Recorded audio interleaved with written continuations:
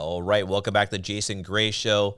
Patience are hard, people. It is really hard to have patience, right? And it's not the best quality that I have in life. But the Tesla stock, and let's talk about the Tesla stock story and what to expect over the next couple months. And so I think the next couple catalysts that's going to move the stock are a couple things. One, of course, is the Cybertruck. I think that's pretty obvious for everyone. That's probably going to be seen out on the roads probably in September, right? We're going to start seeing those things on the road a little bit. And, I don't want to be that person to take the first, couple thousand of those cars because they're going to be tooling and changing things and filing things and moving things around. But they're going to get that thing down pretty quickly. And it's going to disrupt the car market. It's a completely different car and a completely different feel than anything you've seen on the road. Remember, there's no paint on this car. There's, possibly 3 motors on the one I'm going to get and down to 2 motors on the other one. I don't think they're going to come out with a 1 motor option, but this car is going to be completely different.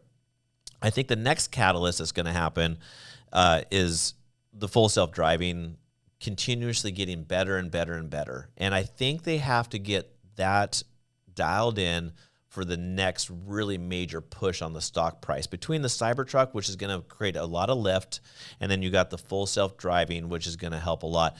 Now, I'm a super fan on the full self-driving. I love it. I use it.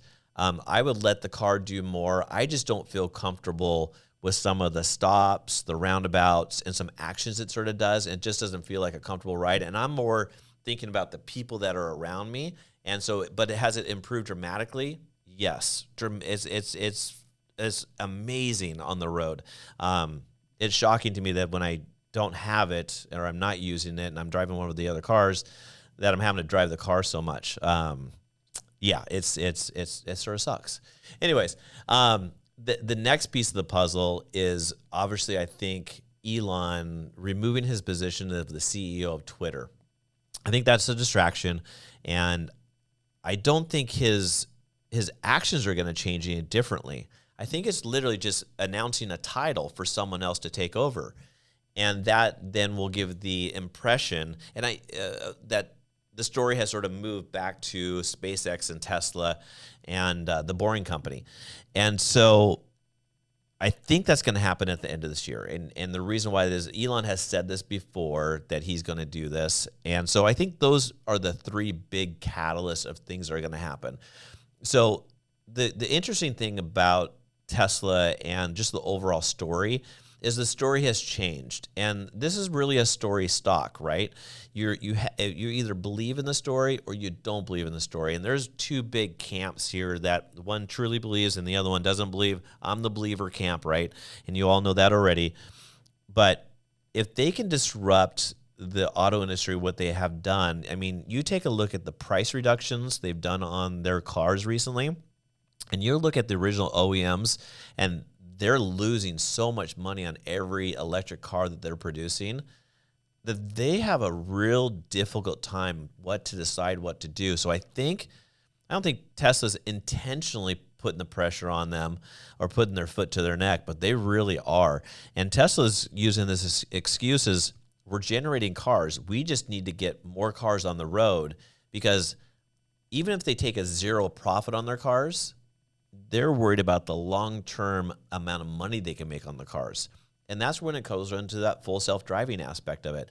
That's $15,000 per car if you buy it right now, or you pay a monthly subscription fee of $200 a month. And you have 4 million cars on the road. You get another million cars on the road. Now you have 5 million cars on the road. And out of that, the take rate is less than 15% on the full self-driving. So maybe you get that up to 50%. You could make 0 money on a car and make $15,000 profit, comparatively to original OEM who's losing $10, $20, $30, $40,000 on a car, on an electric car. The only way the OEMs are making money is on their gas cars. And every state, let's say the major big states, there's 6 of them right now that all are pushing for all electric cars by 2035. So it's happening that way. And then you have the Inflation Reduction Act that has not been factored into the earnings, and that money is going to start coming into the overall picture. And so these OEMs have to sort of take initiative to sort of get this thing started, or they're going to be so far behind that it's going to be crazy.